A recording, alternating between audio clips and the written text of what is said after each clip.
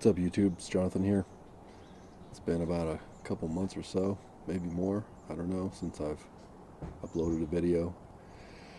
And I've just been waiting to feel just good enough to squeeze on out. To get people caught up on where we are here. And we're still at the treehouse. And we've had a thaw going on here for a few days. It was sub-zero for a while, and just kind of getting through the winter. Over Christmas, I've been detoxing for a few months, maybe 4 months at this point, even more than that maybe.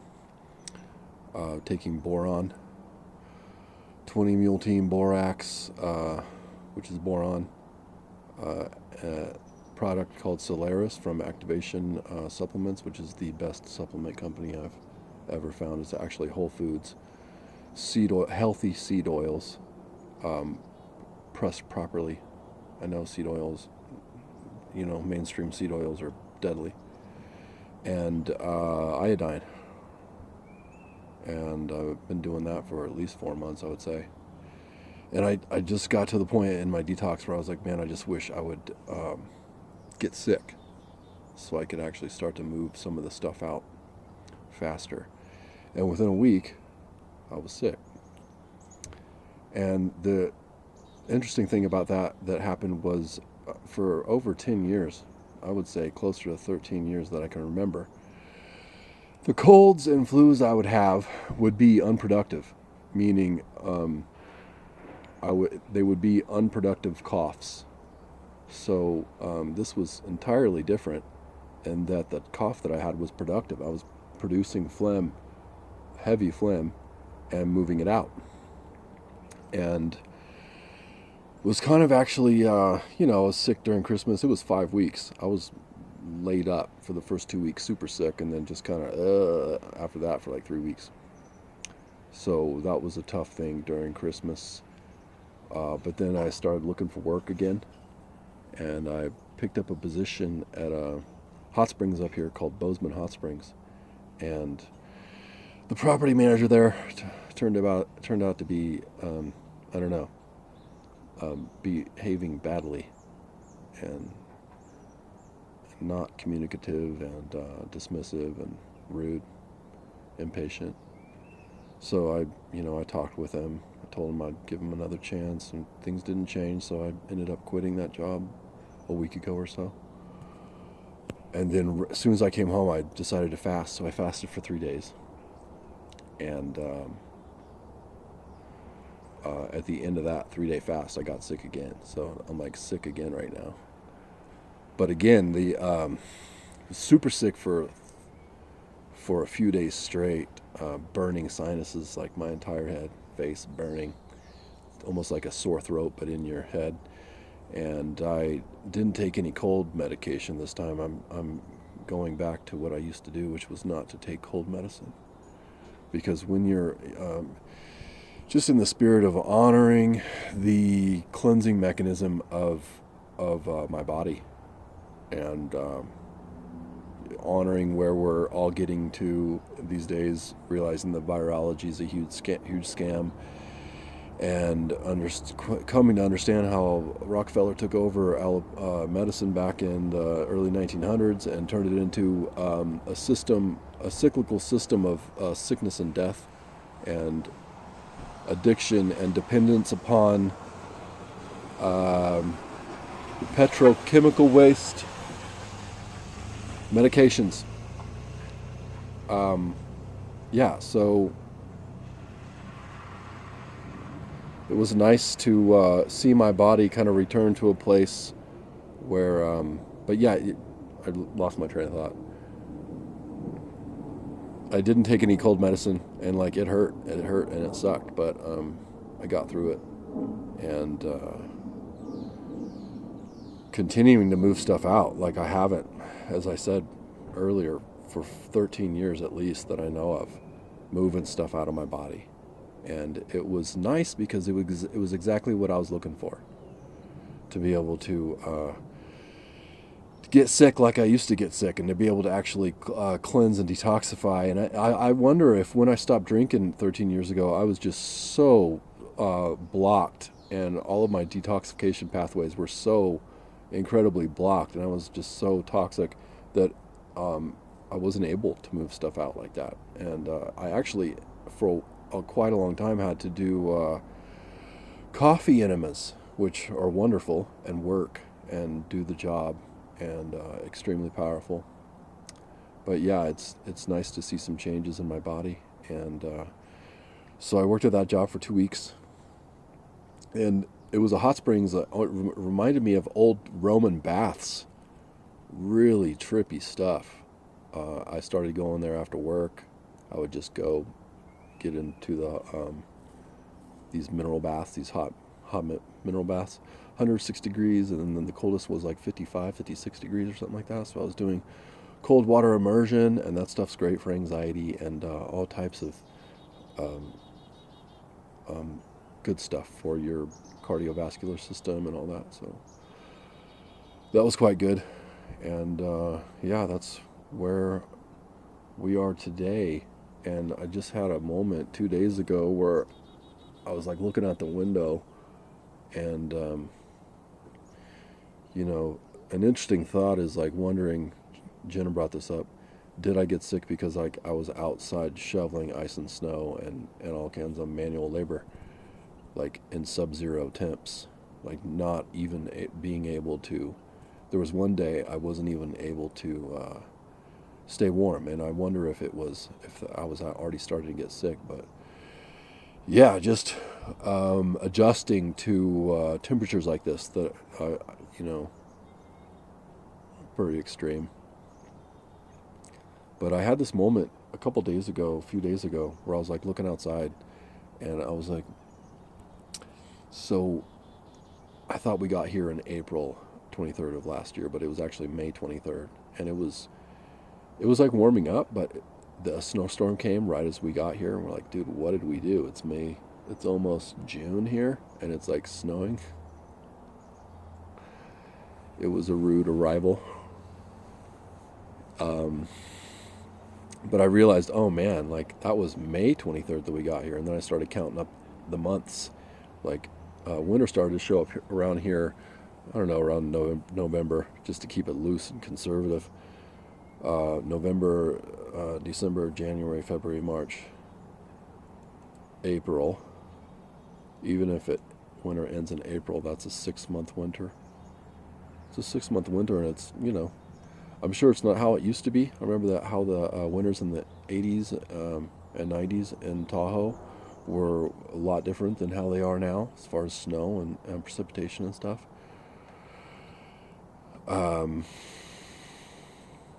But it's still cold and pretty gnarly, and the roads are sketchy, and I don't know, unless you're a hardcore and strapping on all your gear and some snowshoes, and like, or if you have a pass to the mountain, which I wanted to save the money. It's tough, but you know, you're paying, it can be expensive to snowboard, and there's a mountain here, and I could have snowboarded, and you know, you make sacrifices either way. Everything's a trade-off. So I didn't decide to do that, and I'm not really a hardcore winter person. Kind of more like, you know, let's just kind of get through it to a certain degree. Snowboarding has always helped, but I didn't do that this year, and I don't know. I just had this moment where I was like, yeah, dude. I mean, I like snow. I love the mountains. It's one of the reasons why we're here, because this is still somewhat considered Pacific Northwest mountains. I don't know that I want to do 6 months of winter a year. I don't know that I want to do that. I don't know that I want to like have to try to force one growing season. Can't expect to like move into a place that already has a greenhouse and all that. So you're kind of behind the ball on that as far as growing too, which is going to be a huge huge part of the dream and the direction that me and a lot of you guys, so many people are moving towards. So yeah, I don't know. And the question in my mind has been, did we run from California or did we run here? Did we run from California or did we run to Montana? And to be quite honest, when things went crazy in Cali, and we stopped off in Sacramento to spend a few months with my in-laws, parking the Airstream in the driveway, and we got a bunch of stuff done, got some people hired to come help out around there, and then kind of just, let's go. So I was looking for work in Idaho, and I feel like that's where God was telling me to go. I prayed once while I was in California, and the answer seemed to be Nampa Meridian. It seemed to be a pretty clear answer, like one of those God moments. I prayed, where do you want me to go? And then I saw something bouncing off the screen. It was a YouTube video about Nampa Meridian, Idaho, that was completely unrelated to all the stuff I was looking at. But yeah, so I don't know. At a certain point also, because I'm not going to beat myself up even if I find out that, yeah, we actually did kind of hastily run from California and just found ourselves in Montana because I landed a job, really. And what happened with that job? Got injured on the job site, crushed my wrist, and was fired 3 weeks later. And it's been a tough go up here. I can't, it would be hard not to see it any other way. They hate Californians up here. We're just now getting our titles and stuff to get the Cali plates off our vehicles, which for me back in the day would have been a dangerous thing, to have people on the road flipping me birds and flip my wife off and stuff. Yeah.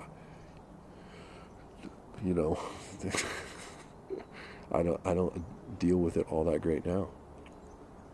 But yeah, all that's been hard. There's been a lot of good stuff too. Like if you want a pistol here, if you want a gun, you just go into the store and you got your license, your Montana license, and you pay for the gun. You leave with it that day. You can get a suppressor for a firearm within a few months. They just changed the laws on that. So there's like there's freedom up here. There's freedom up here, and that was a relief. As soon as we got up here, the grocery stores without people with their masks, and some people who still think for themselves, though largely what we've seen is the same type of sheep behavior that we see everywhere. The difference is that the area is more based and more Christians and more people who are leaning towards salt of the earth types. The town that we live in is actually considered the most liberal, and other Montanans have told me, like, no, real Montanans wouldn't even be caught dead in Bozeman, which is interesting because we still notice all this stuff. People still, speak their mind, and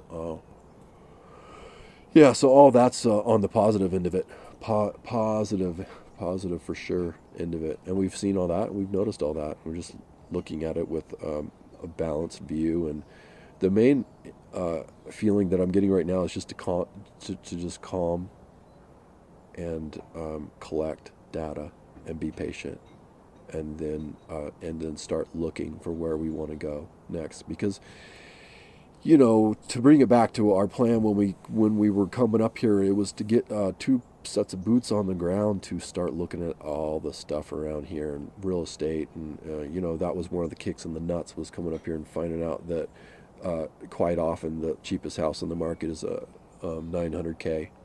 You're not going to really find any house for anything less than 700. We're talking about little tiny. I mean, something that would have been a few hundred thousand a few years ago, or even a little bit more than that maybe. But yeah, there is none. There is no real estate up here, unless you get up above a million, and then when you get into a few million, then you start to have some options. And there's stuff starting to come on the market because of what I think is the beginning of the crash/correction that's already happening. So yeah, our plan was to just come up here and check stuff out anyway. And I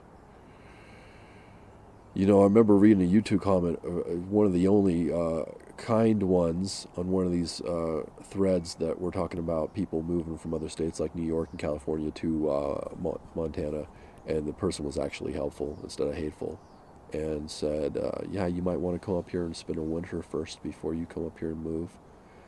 I think I understand why they're saying that now. The winter's long.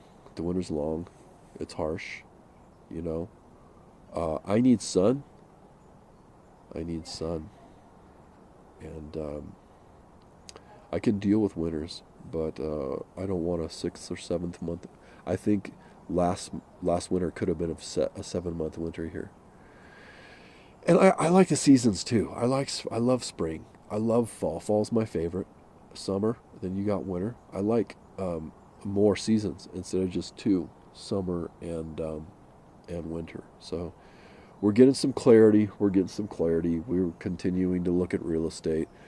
One of our ideas is to backtrack towards Boise, because there's some more stuff's coming out of the market, more multifamily duplexes and stuff coming out of the market, and that looks like it could be a good idea. But for right now, we're just calming down. We're just taking a few steps back and actually trying to get as far up above our problem and looking down as we possibly can. And just a couple points about the current events. I've seen some people about these trucker convoys. I've seen these comments where people are like, "Oh, you're the spearhead. Everything rests on you. Everything rests on what you're doing." Da, da, da. Regardless of whether or not the truck convoys were organically created or not, it could have happened either way, and things almost always get co-opted anyhow. So at a certain point, it doesn't matter. This is what I would like to say about that. It's not all on the truckers. And by the way, no pressure, truckers. It's not all on them. And we just need to be doing our own thing. Babylon's burning right now. Babylon's been burning. It's crashing. They're crashing all of the currencies and destroying what was to create what they want to be. So, yeah, just keep building, build your own life, food, water, energy, barterability, community, preserve your wealth, do as many of those things as you possibly can, and don't rely on men. Don't rely on men to save you. No one's coming to save you. The truckers aren't going to save shit. Look at what happened up there. It just, they just established a huge precedent, a mind-blowingly tyrannical, probably one of the, if not the worst precedent so far, that they can just reach in and freeze your bank accounts and take out your cash. So, yeah, don't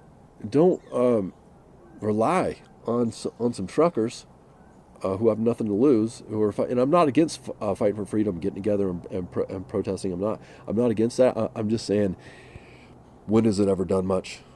It does some stuff. It helps us to feel like we're not alone, and it'll lift our spirits, and all that's good. And there's always going to be those type of people that protest. But in my opinion, if you really know what's up, and this is my second point, if you really have even a tiny grasp of history, then you will just continue to focus on what you're building, on where you're going, on how you want your reality to be, on where you want your kids to grow up, on building supply chains, building community, building friendships, building networks.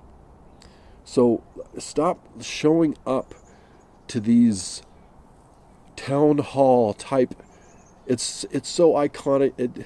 It's ironic that you could rewind the clock hundreds of years, and the previous civilizations at these old architectural buildings were doing the same thing. They were going asking permission to have their freedom, which is ridiculous.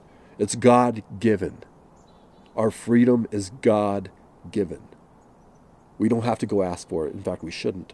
We should just go do what we want to do. And hopefully it's in alignment with God's will. That's our authority, God, not these shitbirds in office. So stop begging. Stop going and waving these flags that they've made for you that are almost always red, white, and blue from the Dutch East India Trading Company. It's so old, and it's the same old crap. And just stop it. Stop asking other people for your freedom. Focus on what you're doing, and don't get distracted. Don't get distracted. We've forgotten how profoundly powerful we are. And the Bible says these things. Jesus said, "These things and more will you do." Okay, so being children of God, we are profoundly powerful. We don't need to ask permission for our rights back. Just do what you want. If you want to open up your business without masks and whatnot, just do it. And if everybody would have done that 2 years ago, or whenever it was, we wouldn't be where we are now. So look at it as a second, third, or 30th chance. But that's how I see it. I love all you guys. I hope you're doing fine. Just a super long video. Yeah. But you guys know why I do these. It's therapeutic. I like to have some sort of bolster to my other form of documenting, which is just kind of a more formal journaling. And I like this being on my channel. I hope all you guys are doing good and pacing yourself. This is a marathon. Quite likely we have just begun what we're going into right now. And, remain to pray. Continue to pray. God's got us all in his hands. He knows exactly where he wants us. He's got a plan to prosper us, not to destroy us. And do not participate in the unfruitful deeds of darkness. Continue to exit the beast system. And all of your stuff that you do will be blessed. I love you all, and I hope you're doing good, and I'll speak to you soon.